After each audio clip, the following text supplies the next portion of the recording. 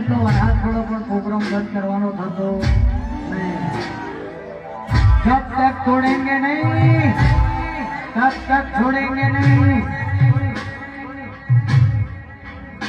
એટલે ગમે તેટલો વરસાદ છૂટી પડે પણ આજે પ્રોગ્રામ બંધ કરવાનો થતો નહીં. અને એટલા માટે ગાવાનું થાય.